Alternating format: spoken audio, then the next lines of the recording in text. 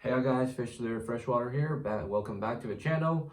Today we're going to go over some of my favorite spots that I recommend for beginners and or people who want to take their family, their kids fishing near Portland, Oregon. To start off, there are some honorable mentions that I want to talk about, and we'll start off with St. Louis Ponds. I've had a love-hate relationship with actually more hate than love, I would say.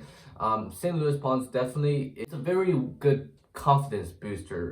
There are two things that I do not like about it. First of all, is that it is extremely crowded at certain times of year. So especially what I'm talking about is during trout stocking season. Unless you decide to, take a day off work, you're stocking this week, you probably want to go sometime during Thursday, Friday, before the weekend crowd comes, because otherwise you're gonna have to get up literally at 5 a.m. sick on Saturday to go out there, and these trout get out pretty fast. You're gonna see tons and tons of people out there fishing, and that's just I don't really like that kind of shoulder to shoulder. I like to have some distance where I fish, and I think most beginners really don't like that, or especially it's not really convenient. But other times of the year, their bluegill population is extremely healthy. They have a very good bluegill population. And sometimes, if you're lucky, you might get a bass or two on a worm or something like that. There are people who use modern bass lures. If you're into that, you could try. Not really effective in my opinion. It is heavily overfished though, which is what brings me to make it an honorable mention instead of a one of the top three. And part of that is like these bass, especially there, which is heavily targeted after in St. Louis Ponds. They've probably seen just about every single commercial lure that people throw at them. They've seen them all. So getting them to buy is going to be pretty hard. So that's that. And again, super great place if you wanna take your kids out there, put a few worms on a hook, and then just catch some bluegills. Super fun. You'll catch tons. You'll catch dozens and dozens of bluegills. I wouldn't doubt that. And they got other sunfish too, so that's pretty fun. The other honorable mention I'm gonna give is Canby Pond. Here's the deal with Canby. It has practically no variety to it. There is supposedly bass and crappie and sunfishing there. I've went there probably, I don't know, I've went there quite a few times, and I've only seen one like sunfish in there ever. But for a majority of the year, that pond is pretty much dead unless they put like stocked trout into it. And once they do, again, it's the same deal with St. Louis. It's gonna be super crowded. But the kind of good part of that is it's only open to anglers 17 and under. So right now, like I'm 18, I can't go fish there anymore. But some families, they bring their kids down there. So there's a age restriction there and kind of a variety restriction there, which is why I don't think it's great. But it is super good because with stock trout, it's a very small pond, and they put like thousands of fish in there. It's like guaranteed to catch almost to a degree. Just get some power bait and stuff like that, and even worms will work there too. All right, now let's get to the top three, and I don't want to order these in any specific order. They all kind of have their flaws, but let's just go through them kind of in alphabetical order. And I'm going to start off with Blue Lake Regional Park. Let's talk about the pros. First of all, it's watercraft friendly. If you got a kayak, you got a paddleboard, or one of the inflatable kayaks, you can feel free to take it out there. You have access to the entire lake. The park is basically the entire North Shore, and you have access to almost all of it. There is a fishing dock area. That part is hit or miss for me. Sometimes it's super good, sometimes it's not. But if you go along, there's a walkway, and you can fish everywhere along that. You see these like lily pads kind of under it. There's gonna be a ton of these like little sunfish thing guys that you can catch. Again, with same thing like I've talked about always. Throw on a small hook with a little piece of worm, or even as long as if you have any like these small like plastic tubes or like curly tails. As long as it's small enough, they'll bite it. These fish here aren't that big, but it's super fun. There's a ton of variety. I'm pretty sure we have like 3 or 4 different types species of sunfish in there, and also like small bass in there that you can catch just very easily. And when it gets closer to nighttime, they have a very healthy bullhead population in there. I'm pretty sure. I've had some friends who caught nice sized catfish out there. Throw a worm, throw on weight, and then just toss it out there. You'll catch some good sized catfish too. It's not extremely hard. You can't just let it sit, and then the catfish are not picky eaters. They'll eat anything.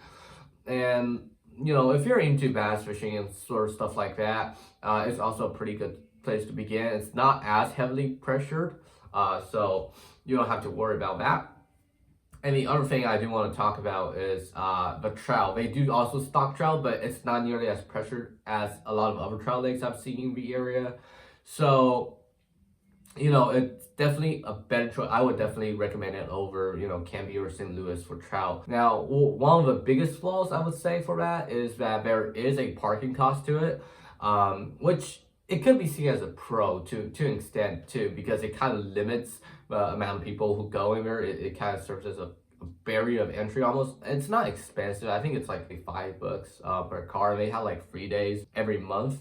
So you could go on a free day, or you could just pay $5 to parking there. Other than that, it's super family friendly. It's a super nice environment. You know, you could have a picnic.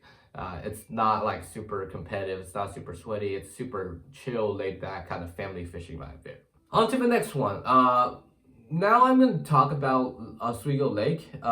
And for this one, I'm actually going to start with the downsides first. And is that if you are not going to be having a watercraft there, your fishing is going to be pretty limited. You literally have maybe 5 yards, maybe 5 to 10 yards of kind of this shoreline that you can fish off.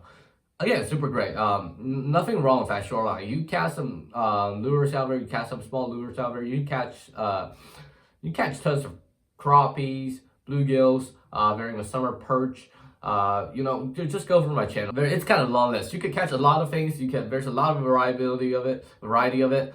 But the downside is that the fishing area is quite limited. The other thing is that the pro of it is that if you have a kayak, a paddle board, or anything, you can launch them on the lake now, and you have access to so much more stuff. And you know, at night, you know, kind of later in the summer, around July, you're gonna have tons of good catfish and perch bites. Earlier in the year, kind of starting May, April, May, you're gonna have tons of bass and crappie and kind of bluegill, kind of run anywhere from like May all the way to like October. Carp starts usually there at May, I would say, kind of second week of May. That's kind of the deal with Lakewood. So super great spot in my opinion. It's not really access friendly. That is the only thing I'll say about it. And it also depends on what you have. A lot of people don't have access to a watercraft, and that might not be the best option for you. But if you do, that's a lot better for you. All right, my last one is gonna be located in Beaverton, I'm pretty sure, and it's gonna be Progress Lake. It's good for a lot of reasons. For example, there's again a very, very healthy amount of bluegills. There's quite a lot of access of shoreline, and the downside to it, the main downside to it is it's heavy pressure. I would say it's almost as equally pressured as St. Louis. But the difference between that is that St. Louis usually has a lot more people going to it, and Providence is a little more, you know, vacant, a little more empty. But it's not going to be a lot of people. There is one fishing dock, I believe. Fishing dock's pretty good. I like it. I think there's a bass. I've caught a bass there. I'll pull up this. But yeah, there's that, and then there's tons. Again, I have a lot of fishing friends who tell me that there is literally a state record largemouth in the lake. People have seen it multiple times. It's like 15-pound bass. But it won't bite anything. And part of the reason of that is because it is pretty pressured. It's super deep though. They do stock trout in there, and some people still catch these trout all the way deep into summer. So it's got to be pretty deep. Yeah, even during the trout stocking weekends, I've went to a couple of these. It's gonna be a little pressured, but again, the pressure is still a lot more laid back compared to like places like St. Louis and Canby. which are, basically essentially the reason we're limited is because the fishing area is so small, and for progress it's a lot bigger. Same feeling with bluegills. Kind of, if you are just out there catching small fish, you could, just drop a worm or something. I've also seen people fly fish there. I use fly also, and then they work kind of not as good as worms do, but they'll do a trick. Definitely, they'll definitely do a trick. Out there, you can find small pumpkin seeds, small bluegills. There's small bass that's gonna bite some worms. There's decent sized crappies in there. There's tons of decent bullheads in there if you go at night for a hot dog or whatever. Again, they're not picky. Anything meat or like smelly on it, the bullheads will bite. So that's the deal with progress.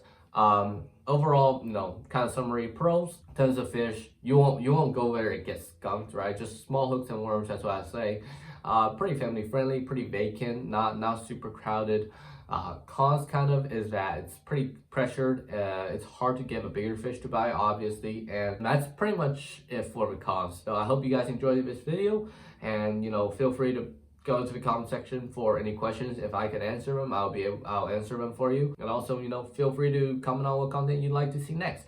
Like always, please remember to like, subscribe, and share. And fish there freshwater. I'll see you next week.